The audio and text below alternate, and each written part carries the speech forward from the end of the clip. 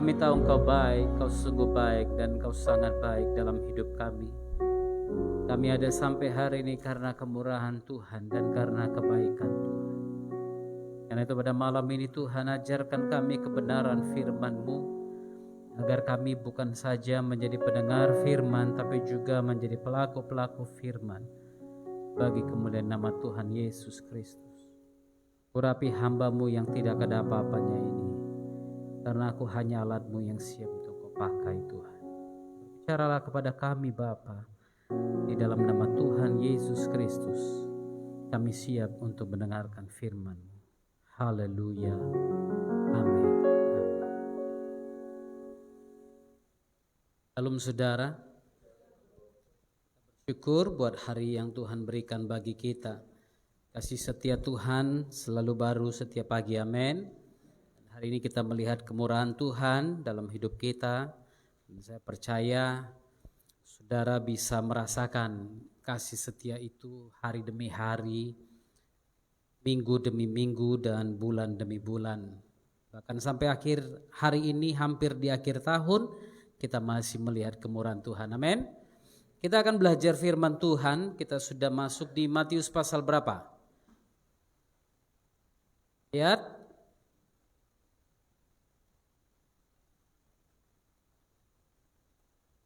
Buka dulu ya.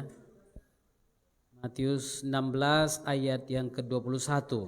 Oke. Kita akan baca Matius 16 ayat 21 sampai 28 berganti-gantian. Saya baca ayat 21, saudara baca ayat 22. Demikian selanjutnya sampai ayat yang ke-28. Oke? Pemberitahuan pertama tentang penderitaan Yesus dan syarat-syarat mengikuti Dia. Sejak waktu itu Yesus mulai menyatakan kepada murid-muridnya bahwa Ia harus pergi ke Yerusalem dan menanggung banyak penderitaan dari pihak tua-tua, imam-imam kepala dan ahli-ahli Taurat, lalu dibunuh dan dibangkitkan pada hari ketiga.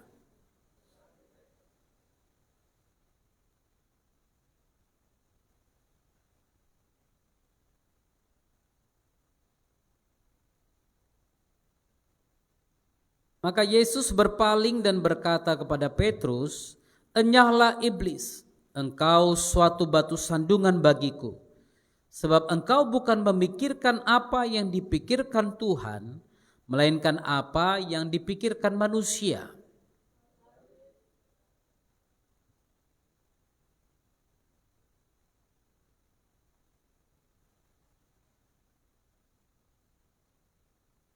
Karena barang siapa mau menyelamatkan nyawanya, ia akan kehilangan nyawanya. Tetapi barang siapa kehilangan nyawanya karena aku, ia akan memperolehnya.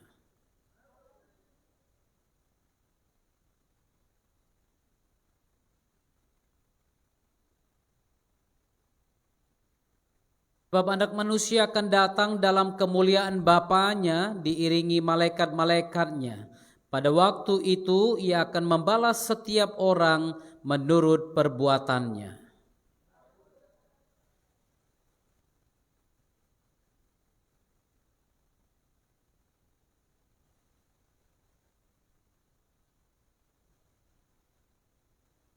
Haleluya. Saya teringat saudara, beberapa waktu yang lalu ada seorang pengacara dari Kenya yang pernah menuntut orang-orang Israel karena menyalibkan Yesus. Saya lupa dia tuntut berapa miliar atau berapa triliun, tapi dia menuntut orang-orang itu karena penyaliban Yesus 2000 tahun yang lalu. Jadi dia merasa dia berbuat baik, dia merasa dia sudah membela orang Kristen saudara dengan tuntutannya itu.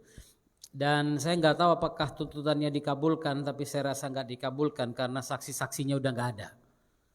Ya, jadi kita bersyukur untuk apa yang terjadi, walaupun kedengarannya agak bodoh gitu kan, kedengarannya kayaknya nggak masuk akal.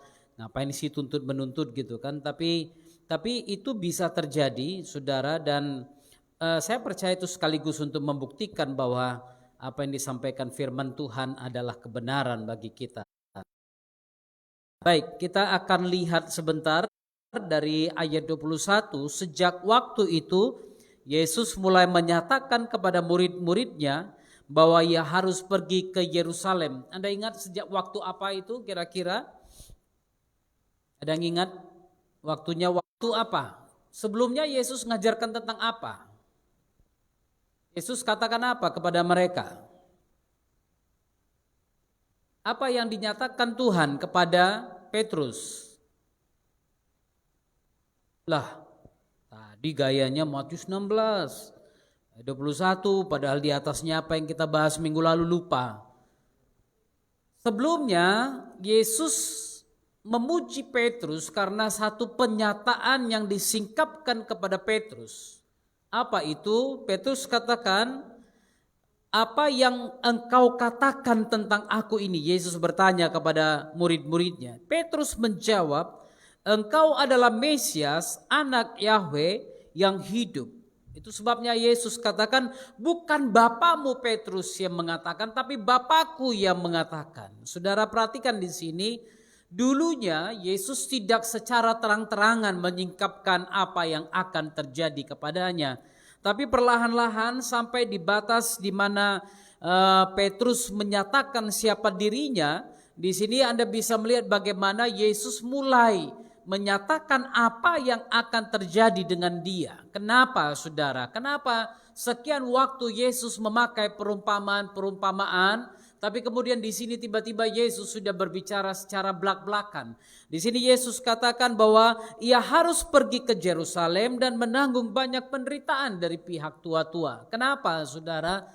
Saya percaya karena Yesus menganggap pada masa itu murid-murid sudah lebih dewasa. Saya menganggap ini tahun ketiga, mungkin lewat 3 tahun setelah mereka berjalan-jalan dengan Yesus, sehingga mereka dianggap lebih dewasa, lebih matang saudara.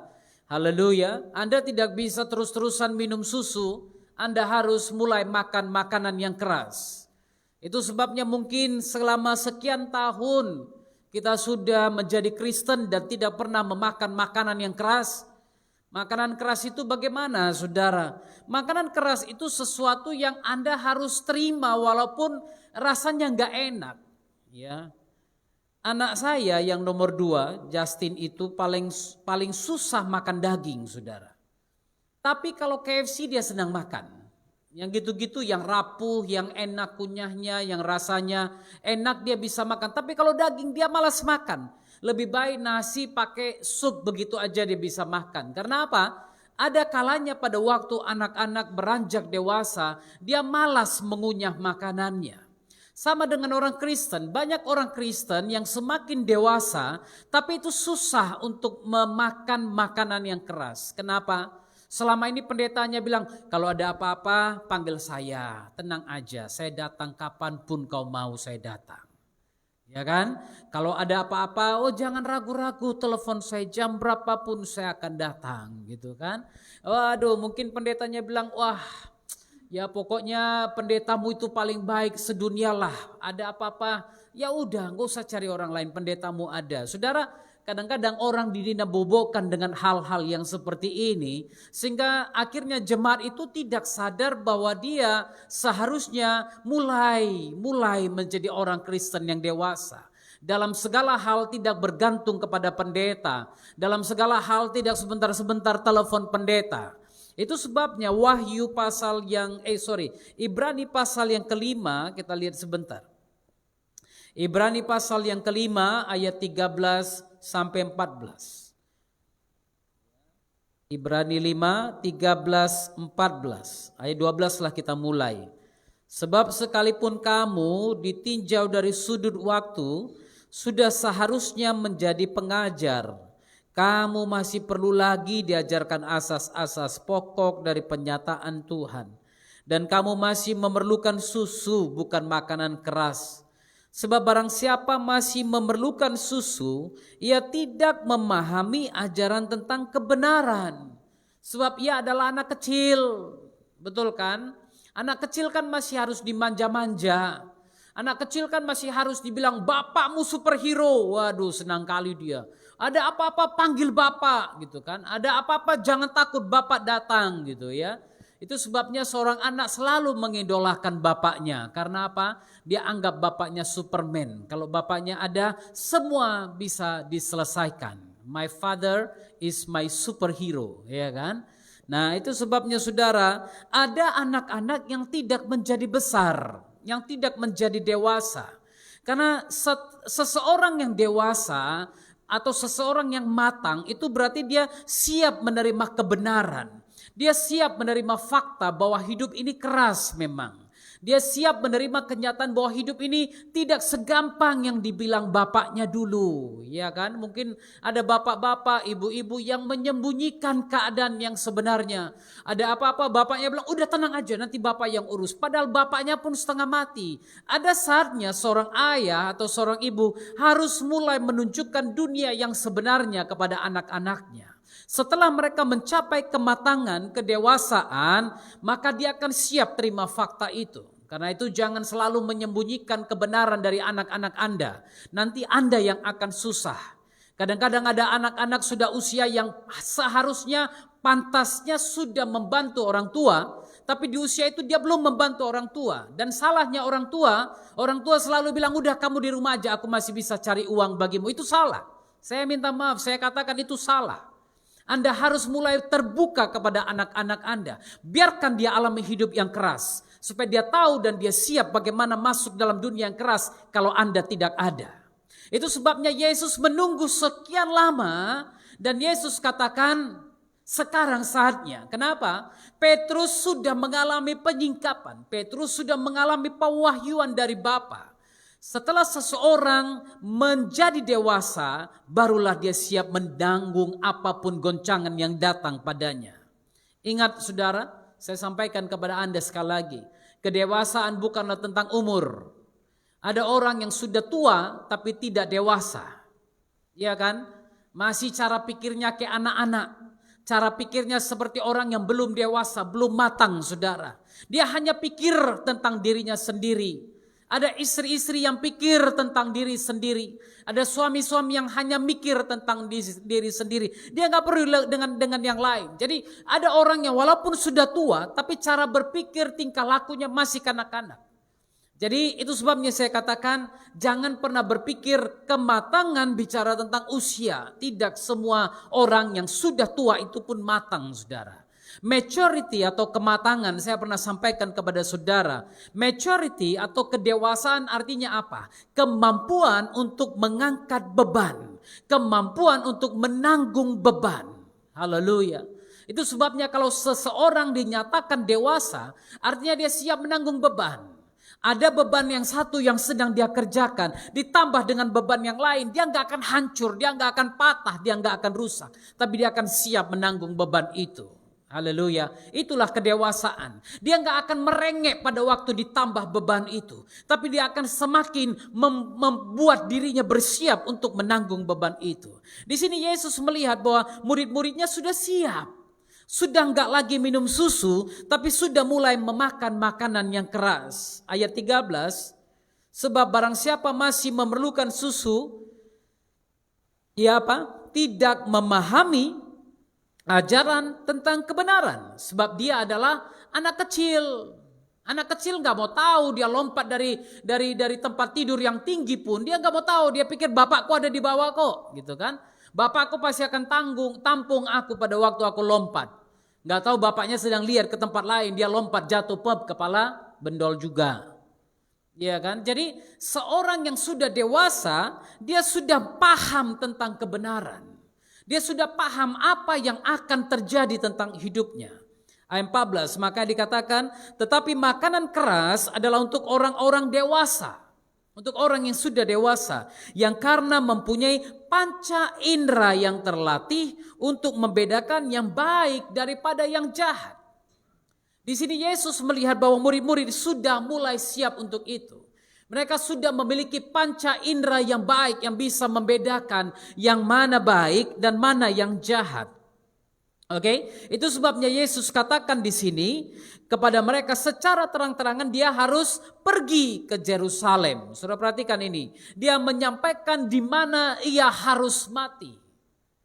Saya ingat ada seorang murid yang pernah berkata, kalau saya nggak salah Thomas, waktu itu Yesus baru saja mau diserang oleh orang-orang Israel, orang-orang Farisi dan yang lain-lain. Lalu kemudian Yesus menghindar, lalu besoknya dia bilang, ayo kita kembali ke Yerusalem. Salah seorang muridnya berkata, iya ayo balik biar mati kita sama dia gitu kan. Dia sampaikan kata sindiran kepada Yesus. Ayolah balik biar mati bersama dia. Tapi di sini Yesus sampaikan kepada mereka tempat di mana dia harus mati. Saudara perhatikan di sini. Ia mulai menyatakan kepada murid-muridnya bahwa ia harus pergi ke Yerusalem dan menanggung banyak penderitaan. Bukan hanya pergi ke Yerusalem, di Yerusalem itu dia harus menanggung banyak penderitaan. Haleluya. Seharusnya di sini murid-murid sudah mulai goncang lagi imannya. Karena apa? Wah, kita pergi bukan untuk sesuatu yang enak ini. Kita pergi bukan untuk mendapatkan nama yang baik. Kita pergi justru untuk mengikuti dia, menanggung banyak penderitaan. Tapi Yesus sampaikan itu kepada mereka. Saya percaya mungkin maksud Yesus siapa yang mau mundur-mundurlah sekarang. Saya percaya itu yang Yesus maksudkan. Siapa yang mau keluar, keluarlah sekarang dari kelompok ini. Keluarlah sekarang dari grup ini. Jangan tunda lagi. Kenapa? Yang keraslah yang siap terima kebenaran ini. Itu sebabnya Yesus katakan kemana dia akan pergi dan untuk apa dia berada di sana. Untuk menanggung banyak penderitaan. Haleluya. Untuk menderita di situ bukan hanya 1-2 penderitaan tapi banyak penderitaan. Ditolak oleh mereka, disakiti oleh mereka, kemudian dicemooh oleh mereka, diolok-olok oleh mereka. Firman Tuhan mencatat sewaktu dia membawa salib itu dia bahkan diludahi oleh mereka, dicambuk oleh mereka, dipukul, ditinju oleh mereka dan lain sebagainya. Banyak penderitaan. Dari siapa? Udah jelas. Dari pihak tua-tua. Imam-imam, kepala dan ahli-ahli Taurat. 3 ini yang akan menyiksa Yesus. Yang pertama, tua-tua Yahudi. Imam-imam kepala dan ahli-ahli Taurat. 3 ini yang pasti akan menyiksa dia. Dan Yesus sampaikan itu kepada murid-muridnya. Bukan hanya dia mengalami banyak penderitaan, tapi dia harus dibunuh. Haleluya, dia dibunuh.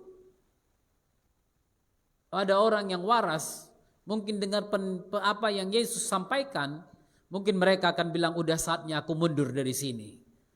Karena kalau dia dibunuh bisa-bisa kami pun diincar. Betul kan? Kalau pemimpinnya dibunuh, pemimpinnya dicari, pemimpinnya mengalami masalah, sudah pasti pengikutnya akan diincar. Betul kan? Nah ini yang terjadi. Yesus bilang dia akan dibunuh tapi puji Tuhannya dia juga sampaikan bahwa dia bukan hanya akan dibunuh, tapi dia sampaikan dia akan dibangkitkan pada hari yang ketiga. Haleluya. Itu membuktikan bahwa dia bukan manusia biasa. Membuktikan memang dia datang untuk mati bagi ciptaannya. Haleluya. Dia tahu kenapa dia datang. Dia tahu untuk apa dia datang ke dalam dunia ini. Tidak seperti kita. Sering kita berusaha mengerti apa yang Tuhan mau. Dan sering kita gagal mengerti apa yang Tuhan mau dalam hidup kita. Itu sebabnya seringkali kita tidak bisa melakukan apa yang Tuhan kehendaki. Karena apa? Kita gagal paham dengan Tuhan. Gagal paham. Iya kan? Itu sebabnya firman Tuhan katakan dia harus mati, dibunuh dan dibangkitkan pada hari yang ketiga. Haleluya. Tetapi Petrus menarik Yesus ke samping dan menegur dia. Haleluya. Petrus tarik dia ke samping, menegur dia. Mungkin murid-muridnya yang lain, kawan-kawan Petrus bilang, Petrus ingatkanlah guru, janganlah ngomong kayak gitu-gitu kali. Sadis sekali yang dia bilang ini. Janganlah. Masa dia cerita-cerita tentang dia mau menderita, dia cerita tentang mau dibunuh, dibangkitkan. Mungkin yang lain udah kok terus bilang dulu. Jangan tegur, jangan bilang-bilang gitu. Nah, kadang-kadang kan kalau hamba Tuhan khotbah yang kasar atau yang keras gitu dari depan mimbar, selalu ada yang bilang, sampaikan dulu sama Pak Gembala itu, jangan dulu keras-keras khotbah, nanti orang lari dari gedung ini. Orang lari dari gereja ini, ya kan? Kadang-kadang ada gitu. Petrus ini seperti itu, saudara. Dia ini kira-kira majelis jemaat waktu gereja yang ada di 12 murid itu. Dari 12 orang itu dia salah satu majelis yang menegur Yesus. Dia bilang, Bapak Gembala, janganlah khotbah yang keras-keras. Karena kalau Bapak khotbah keras-keras, gereja ini gak akan pernah penuh. Ya saudara, ada orang-orang yang begitu saudara. Saya kadang-kadang waktu menyampaikan khotbah di gereja-gereja tertentu, ada yang selalu bilang sama saya sebelum berangkat, Pak, sebelum naik ke depan, ada yang bilang, Pak kalau bisa janganlah khotbah-khotbah yang keras ya. Oh kalian mau susu, saya kasih kalian Ovaltine. Nggak apa-apa ya kan. Ovaltine kan cuma campur coklat dikit aja. Ya. Jadi nggak apa-apa, dia mau susu ya udahlah, nggak usah keras-keras. Mau terus lembut, mau terus susu, nggak apa-apa. Kami kasih susu untukmu. Ya kan? Khotbah 20 menit cukup Pak, nggak apa-apa. Kami kasih 20 menit. Kau mau 30 menit, kuatur 30 menit. Kau mau 45 menit, kuatur 45 menit. Kau mau 2 jam, ku kasih 2 jam. Mana yang Anda mau? Iya kan? Betul nggak? Petrus khotbah pada waktu gereja mula-mula dari pagi sampai malam. Sampai ada yang jatuh dari loteng, mati, hidup lagi dibangkitkan Petrus. Sekarang gereja 1 jam saja. Iya, benar. Benar. Betul-betul 1 jam. Khotbah 30 menit ya Pak, jangan lewat ya Pak. Kalau lewat mic dimatikan. Saya udah alami itu. Lewat 1 menit mic mati. Aku taruh langsung mic dulu. Gak doa gak apa-apa, kau yang buat aku matikan semua kan. Ku taruh micnya, aku duduk. Nah, aku datang bukan untuk uang. Aku melayani bukan untuk amplop. Ku taruh micnya, duduk saya. Lanjutlah kalian, gue bilang sama pemimpin pujian.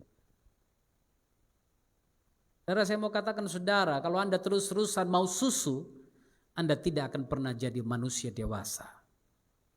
Dan iblis akan pakai saudara. Perhatikan ini, kelihatannya apa yang Petrus katakan bagus sekali. Tuhan, kiranya Bapa menjauhkan hal itu. Hal itu sekali-kali takkan menimpa engkau. Wow. Roma 11 ayat 34 katakan begini. Sebab siapakah yang mengetahui pikiran Tuhan? Atau siapakah yang pernah menjadi penasehatnya? Ini Petrus mau jadi penasehat. Penasehat ini Petrus. Seharusnya penasehat itu adalah Yahruah HaKodesh. Roh Kudus itu sendiri. Dia penasehat agung. Amin. Itu sebabnya pada waktu kita salah melangkah, Roh Kudus itu akan mengingatkan kita. Jangan buat begini.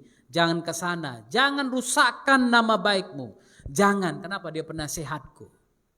Penasehat ajaib.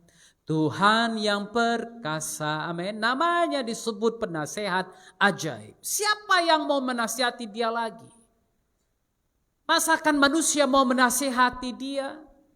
Masakan Petrus mau menasihati dia? Saudara perhatikan kelicikan iblis. Masakan Tuhan tega buat kau menderita? Tuhan apa itu? Ya kan? Ya juga ya. Kemarin saya main-main sama Justin. Saya bilang hati-hati jangan sampai nanti jatuh. Tuhan biarkan kau jatuh. Kejam kali Tuhannya. Aduh, udah salah ngomong aku pikirkan. Kejam kali lah Tuhannya kalau kayak gitu katanya. Ya betul juga ya. Saudara, kadang-kadang setiap konsekuensi, setiap perbuatan ada konsekuensi. Dan tadi saya bilang ada anak yang lompat dari tempat tidur dan bapaknya mungkin sedang di bawah. Dia berharap bapaknya memegang dia pada waktu dia lompat, tapi bapaknya enggak lihat. Akhirnya anak itu lompat, jatuh, kepalanya benjol. Benjol apa bendol terserah saudara lah. Iya kan? Lalu siapa yang mau disalahkan? Apakah bapak yang salah? Sementara si anak udah dibilang jangan dia lompat terus. Apakah bapak yang kejam? Apakah Tuhan yang kejam? Karena seringkali kita yang bandel. Kita yang bandel. Iblis akan bilang begitu, masa sih Tuhan gak tolong? Kau lompat aja dari hubungan bait suci ini, karena dia berjanji dia akan menatang engkau dengan tangannya. Lihat, masa sih dia gak datang menolong engkau? Ya kan? Atau ada orang yang akan bilang gini, jangan Yesus jangan. Sebenarnya maksud Bapa itu bukan seperti itu. Bukan kau harus mati, bukan. Kau mati secara roh aja. Bukan secara daging. Ada yang pernah ajarin saya gitu juga. Pak, bukan gitu Pak. Sebenarnya maksud Tuhan sama Bapak. Katanya. Saya bilang jadi kayak mana? Enggak Pak. Saya enggak percaya maksud Tuhan kayak gitu Pak. Duh saudara. Kadang-kadang hanya engkau lah yang tahu apa yang Tuhan mau engkau lakukan. Betul kan? Dan engkau tahu kalau Tuhan apa yang kau lakukan itu cocok atau tidak dengan apa yang Tuhan mau. Haleluya. Haleluya. Karena itu saudara jangan izinkan iblis membisikkan sesuatu yang tidak benar kepada Anda. Ada yang kelihatannya menolong padahal ternyata dia menjadi penyebab kejatuhan Anda. Dia kelihatannya menolong tapi dia menjadi penyebab kejatuhan saudara. Sama seperti Petrus. Kelihatannya dia menolong Yesus. Jangan takut Yesus, kalau ada apa-apa aku duluan maju. Maju dari belakang. Saya udah capek hadapin orang gitu. Jangan takut Pak, ada apa-apa nanti. Udah tenang aja, Bapak diam aja. Kami yang maju. Ya, maju dari belakang, maju untuk lari dia duluan nanti. Ya kan Bapak maju Pak. Begitu dekat dia lari dari belakang. Aku nggak tahu, aku sendiri di depan gitu kan. Tapi ya puji Tuhan Yesus tidak mendengar itu. Saudara hati-hati dengan orang yang kelihatannya simpatik kepadamu. Hati-hati dengan orang yang kelihatannya hormat padamu. Orang yang kelihatannya waduh sahabat baikmu. Lalu dia bilang apa? Ini Petrus bilang, jangan takut guru, ada kami. Tenang aja guru, jangan takut. Kiranya Tuhan menjauhkan hal itu. Hal itu sekali-kali takkan menimpa kamu guru. Takut.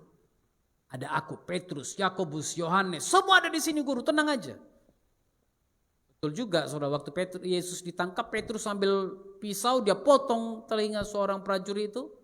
Tapi siap itu cicing, lari entah kemana-mana semuanya. Kan kelihatan saudara. Dia bilang jangan takut guru, ada kami masih, santai aja. Begitu ditangkap lari semua satu-satu, menyelamatkan nyawanya. Haleluya. Ada yang bilang begini, Petrus sampaikan hal ini. Guru, sayangilah dirimu sendiri. Ada yang bilang begitu, terjemahan ini, hal itu sekali-kali tak akan menimpa kamu. Dia katakan begini, guru, sayangilah dirimu sendiri. Masa Tuhan, masa Bapamu sendiri mau kau mati? Sayangilah dirimu sendiri. Jangan mati. Lebih berguna kalau kau hidup. Kau bisa kasih makan kami gratis. Kau bisa melindungi kami. Kau bisa sembuhkan kami. Kau bisa bangkitkan kami kalau kami mati. Sayangi dirimu sendiri. Terlalu berharga engkau. Jangan mati. Jangan mati. Manusia sedang berusaha untuk tidak mati zaman sekarang ini. Sudah tahu itu? Itu sebabnya banyak orang-orang kaya yang kaya di luar sana. Yang sampai tangannya dicium oleh paus. Bayangkan saudara, biasa paus dicium tangannya. Kali ini tangannya dicium oleh paus, saking kayanya. Orang-orang itu sedang memikirkan bagaimana supaya tidak mati lagi. Supaya umur panjang.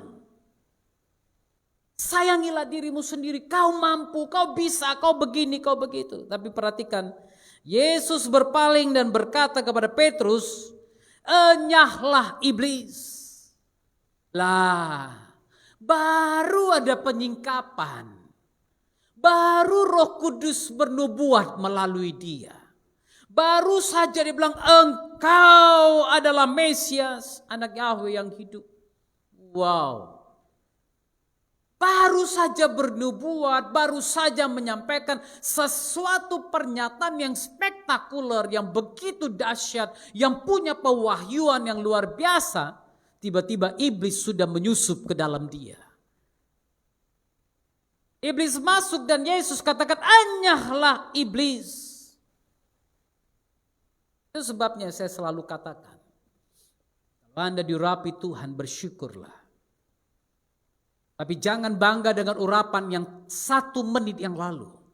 Bahkan, jangan bangga dengan urapan yang minggu lalu. Ada jemaat yang mungkin jumpa saudara bilang, "Pak, saya diberkati dengan khotbah Bapak minggu yang lalu.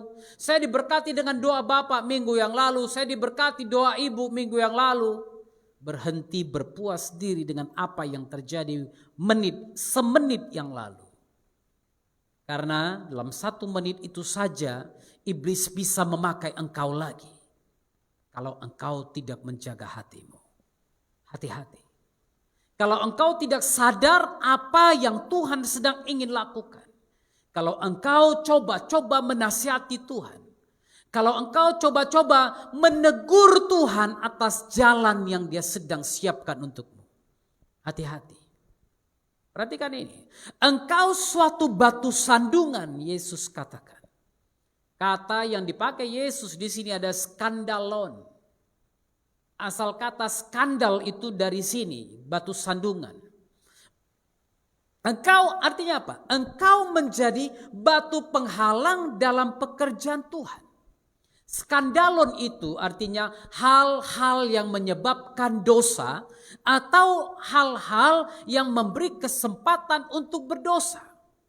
Makanya Anda bisa dengar kadang-kadang ada orang, "Oh, ada skandal." Kenapa kalau orang disebut berskandal? Berarti ada sesuatu yang menyebabkan dia berdosa. Ada sesuatu yang diberi kesempatan atau yang diberinya kesempatan untuk membuat dia jatuh dalam dosa.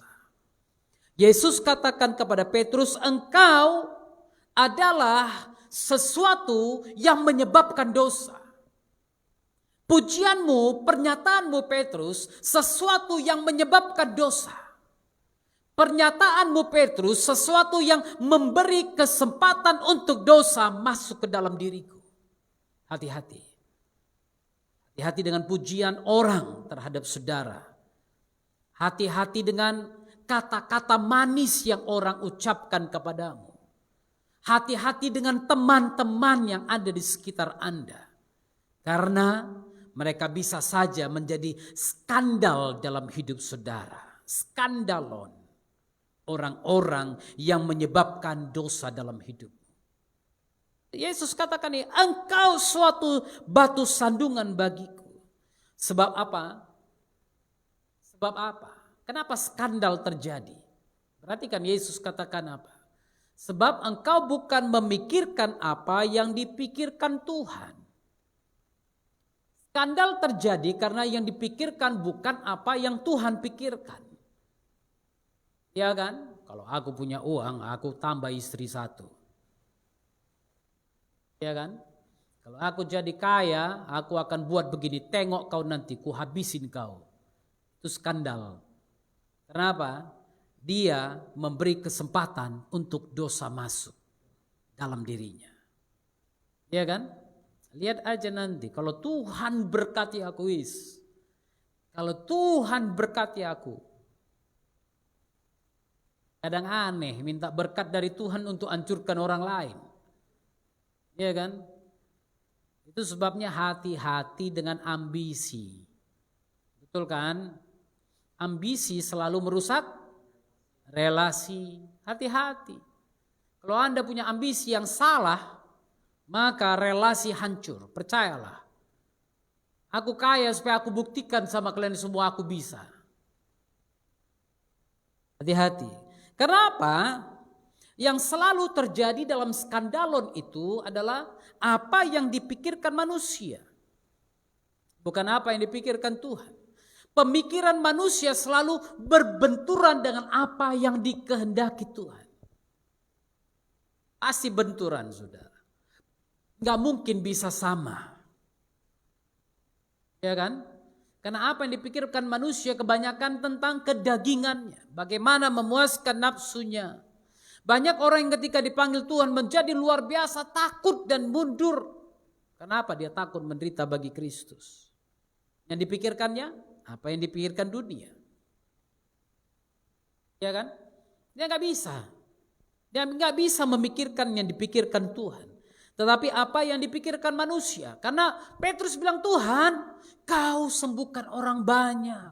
Kau kasih makan begitu banyak orang. Kau bangkitkan orang. Bukankah ini sesuatu yang luar biasa? Kami butuh raja yang seperti ini. Dipikirkan manusia juga yang masih dipikirkan Petrus. Karena itu saudara belajar berpikir seperti apa yang Tuhan pikirkan. Ajari aku mengerti perasaanmu, mengerti detak jantungmu. Belajar. Karena sesuatu yang membuat engkau jauh dari Tuhan pasti bukan kehendak Tuhan. Masuk pekerjaanmu, pendidikanmu, usahamu, apa yang kau buat. Kalau itu menjauhkan engkau dari Tuhan, maka berhati-hatilah. Itulah salah satu skandalon yang akan memberi kesempatan untuk engkau jatuh dalam dosa. Belajar mulai memikirkan apa yang dipikirkan Tuhan. Haleluya. Belajar mulai memikirkan bagaimana yang Tuhan mau agar kerajaannya ditegakkan. Haleluya. Enggak gampang. Memang tidak gampang. Tidak gampang untuk mengatakan aku satu dalam Kristus. Tidak gampang untuk mengatakan kau saudaraku, kau saudariku. Enggak gampang.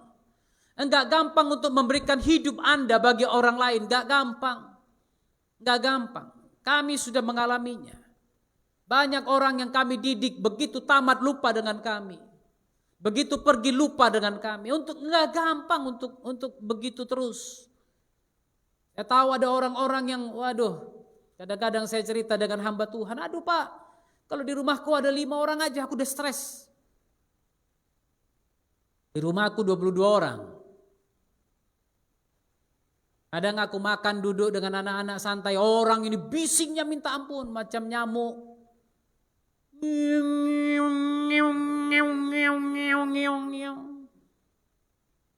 Oi, pelan. Nyamuk kan gitu, dekat kuping.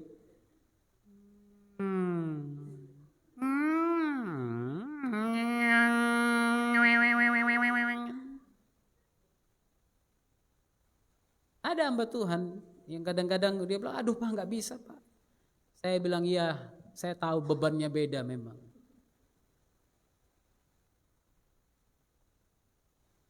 Tapi itulah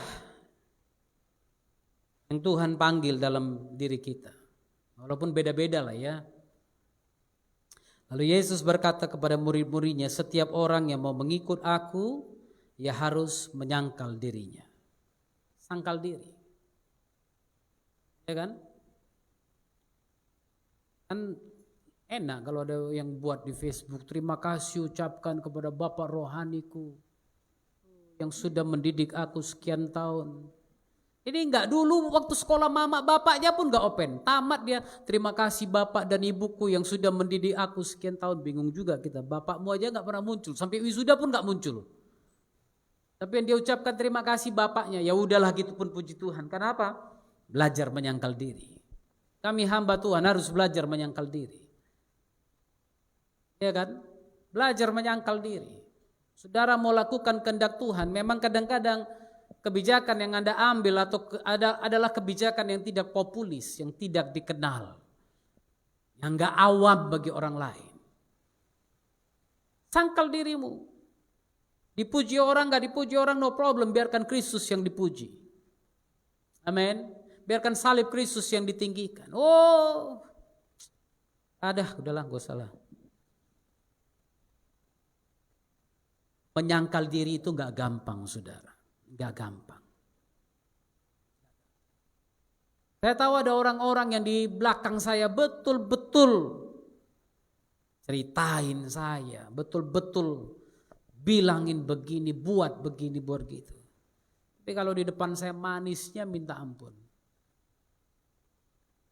Dia yang menyangkal diri, aku tetap harus mengasihi dia.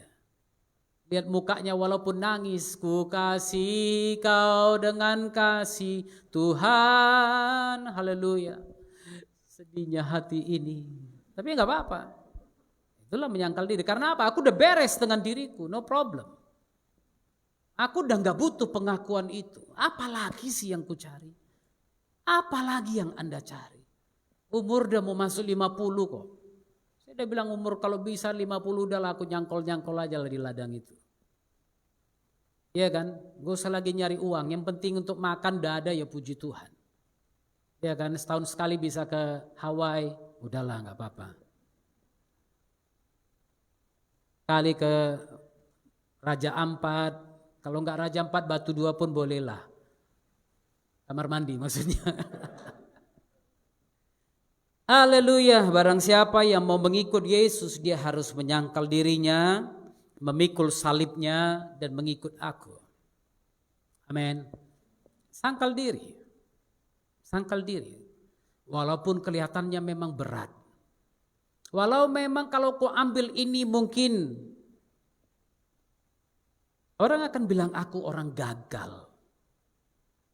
Orang akan bilang aku orang yang miskin.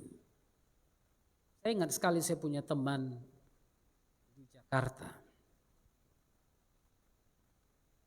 Saya jumpa dia sudah menjadi seorang pengusaha yang cukup bagus. Satu hari dia jemput saya naik mobil Lexus yang cukup baru. Bilang begini kepada saya, brother, kalau saya jadi pendeta saya nggak akan bawa ini. Brother pun jangan jadi pendeta lagi. Udahlah, kayak saya aja. Saya tiap hari jumpa manusia. Saya tiap hari layani orang. Saya tiap hari doakan orang sakit. Saya diberkati. Saya dulu full timer di gereja. Gak punya apa-apa. Sepeda motor jelek. Tuh hari saya hadir di reuni SMA saya. Semua teman-teman saya datang naik mobil, saya naik sepeda motor. Saya diketawain mereka, brother. Mulai hari itu saya berpikiran, saya berniat. Saya gak akan lagi jadi pendeta. Masuk dunia bisnis dan tunjukkan kepada kawan-kawan saya bisa berhasil. Dia berhasil. Dia berhasil. Saudara, saya mau katakan kepada Anda, kalau Tuhan panggil engkau jadi pendeta, jangan sampai engkau keluar jalur jadi pengusaha. Kalau Tuhan panggil engkau jadi pengusaha, nggak perlu sok-sokan jadi pendeta. Kalau Tuhan panggil engkau jadi perawat, jadilah perawat yang baik. Nggak perlu jadi penginjil di lapangan sana. Jadi perawat dan penginjil di kamar bedah itu. Amin. Sambil buka perut orang bilang dalam nama Yesus, aman. Sambil bedah pinggang orang buka dalam nama Yesus, aman gitu kan. Haleluya. Itu kerjaanmu, itu panggilanmu, tekuni itu, setia. Sangkal diri. Pikul salib. Yesus gak pernah bilang siapa yang mau ikut aku langsung kaya. Pendeta-pendeta banyak yang bilang gitu. Karena apa? Dia gak pernah lewati susahnya. Jadi kalau Anda jumpa pendeta yang dari pengusaha jadi pendeta, nah itu belum tentu mau khotbah-khotbah yang begini. Karena bagi dia khotbah gini gak masuk akal. Ya kan? Gak bisa, gimana pikul salib? Dia gak pernah rasa pikul salib. Sebabnya saudara, Yesus katakan, siapa yang mau ikut aku, sangkal dirinya. Pikul salibnya. Haleluya. Meskipun engkau susah hidup di dalam dunia, saya mau iring Yesus sampai selama-lamanya. Gereja modern gak mau lagi nyanyi lagu ini. Ngapain ikut Yesus kalau menderita? Tapi firman Tuhan katakan setiap orang yang mau ikut dia harus siap untuk hidup menderita. Haleluya. Kita udah sering dengar ini, nanti saudara bilang Bapak ngulang-ngulang lagi. Oke, ayat 25, karena barang siapa mau menyelamatkan nyawanya, ia akan kehilangan nyawanya. Tapi barang siapa kehilangan nyawanya karena aku, ia akan memperolehnya. Haleluya. Karena itu jangan berusaha menyelamatkan nyawamu. Anda lihat dalam waktu 2 tahun ini, orang-orang yang berusaha menyelamatkan nyawanya. Ya kan? Masuk rumah, sanitizer buka, lepas semua cuci, masker, semua alat-alat kesehatan, ultraviolet, apalagi pembersih ruangan, penyegar ruangan, kemudian apalagi setiap hari sanitizer, disinfektan. 1 bulan kemudian mati 1 keluarga. Kenapa? Terlalu ingin menyelamatkan nyawanya. Tapi ya di sini bukan maksudnya begitu. Tapi saya mau katakan jangan hidup dalam ketakutan. Ketakutan akan membuat Anda justru semakin dekat dengan kematian. Saya katakan kepada saudara di rumah yang sedang mendengarkan ini, kalau engkau lagi di ranjang rumah sakit, jangan takut mati. Mati adalah keuntungan hidup bagi Kristus. Haleluya. Jangan takut mati. Nah kalau engkau mati, engkau pulang ke rumah Bapa, engkau bukan kemana-mana. Engkau percaya kepada Yesus. Kalau engkau mati, engkau pulang ke rumah Bapa. Karena barang siapa mau menyelamatkan nyawanya, ia akan kehilangan nyawanya. Tapi perhatikan ini, barang siapa kehilangan nyawanya karena aku, ia akan memperolehnya. Haleluya. Barang siapa kehilangan nyawanya karena Kristus. Banyak orang yang akan berusaha menyelamatkan nyawanya, akhirnya kompromi dengan dosa. Kompromi dengan hal-hal yang lain. Kompromi dengan apa yang iblis ingin lakukan. Akhirnya dia kehilangan nyawanya. Tapi kalau engkau kehilangan nyawamu karena Kristus, engkau akan memperolehnya di sana. Karena kita hanya pindah rumah. Pindah rumah. Dulu jalan Platina Raya Blok C nomor 26, sekarang pindah ke jalan Golden. Ini gold juga rupanya, jalan ini gold juga, saya baru ingat. Jadi dari emas dunia pindah ke emas di surga. Haleluya. Pindah alamat. Ya kan?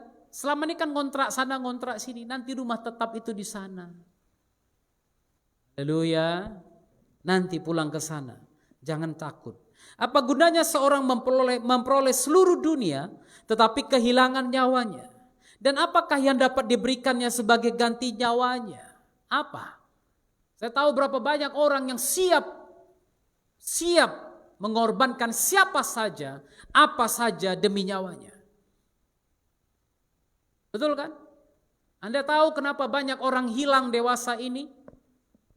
Anda tahu kenapa bahkan ada anak-anak yang hilang dewasa ini? Karena mereka butuh organ tubuh. Banyak orang kaya butuh organ tubuh. Jantung harga entah berapa ratus juta. Paru-paru harga entah berapa ratus juta. Ginjal, wah semuanya berharga. Karena apa orang bisa melakukan seperti itu? Karena makin kaya makin takut mati. Karena apa? Capek-capek udah kumpulkan semuanya kok aku mati sekarang. Ini dia. Apa gunanya engkau memperoleh seluruh dunia tapi kehilangan nyawamu? Saya kadang-kadang merasa aneh aja. Ada anak-anak Tuhan lagi. Yang ngotot mati-matian nunggu jantung lah, nunggu paru-paru lah, nunggu ginjal lah, nunggu itu. Dan pada waktu ginjal datang dia bilang puji Tuhan ginjalnya udah datang. Kau nggak tahu ginjal itu dari mana? Adakah orang yang berkorban karena itu? Adakah orang yang dikorbankan karena itu? Kita nggak tahu. Apa gunanya engkau memperoleh seluruh dunia tapi kehilangan nyawamu? Nah, apakah yang dapat diberikannya sebagai ganti nyawanya? Apa? Uang? Uangkah? Itu sebabnya kemarin waktu COVID baru-baru saya dengar Pak Dodi bilang untuk masuk ke kamar-kamar yang ada di salah satu rumah sakit. Orang siap bayar, tapi nggak ada kamar. Full, uang tak bisa membelinya. Kenapa? Takut. Asuransi mahal-mahal pun tak dapat kamar. Waduh, udah bayar asuransi mahal-mahal tiap bulan gitu kan. Dapat kartu apa? Black. Black itu kartu dimanapun Anda pergi ke seluruh dunia Anda ditanggung. Tapi nggak ada kamar. Untuk apa? Mending BPJS ekonomi, tapi dapat kamar di Pirngadi.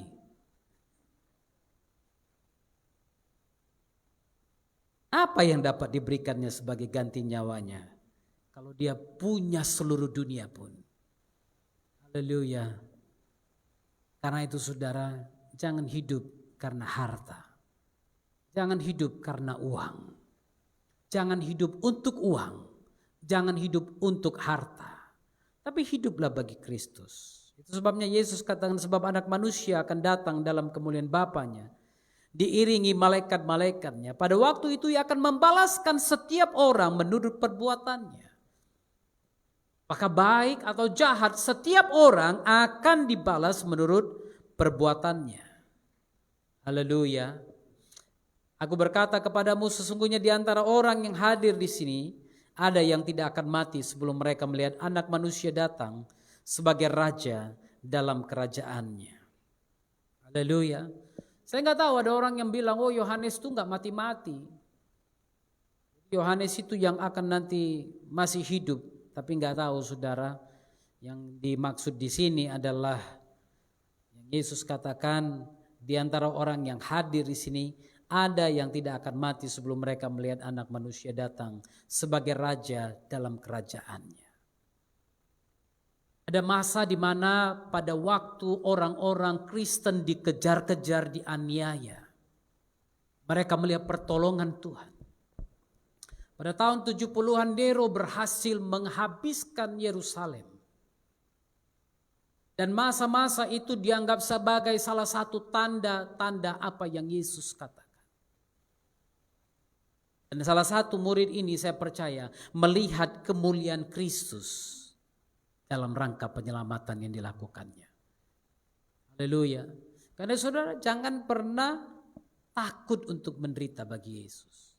Hidup bagi Yesus agar engkau siap mati bagi Dia. Haleluya. Jangan bilang gampang mati bagi Kristus. Gampang mati saudara. Tapi untuk hidup bagi Yesus engkau harus menyangkal diri, memikul salib dan mengikut Dia. Sangkal dirimu. Ini saatnya kita mulai menyangkal diri satu persatu. Ada hal-hal yang dunia anggap sebagai sesuatu yang wajib kita miliki. Ini saatnya engkau mulai katakan tidak. Biarkan aku seperti ini. Ini saatnya Anda katakan tidak. Biarkan aku seperti ini. Aku harus siap menderita bagi Kristus. Kalau itu panggilanmu, tetap setia dalam panggilan apapun itu. Sampai Kristus datang dalam kemuliaannya. Dan membalasan kita menurut perbuatan kita masing-masing. Haleluya. Mari kita bersatu dalam doa. Kami percaya Tuhan saatnya akan tiba. Di mana Engkau sendiri akan katakan selamat. Selamat datang hai hambaku yang baik dan setia. Marilah bergabung dalam pesta yang disiapkan bagimu. Satu hari nanti setiap kami yang belajar untuk menyangkal diri, memikul salib, dan mengikut Yesus selama kami hidup di dunia akan bersama-sama dengan Tuhan. Haleluya.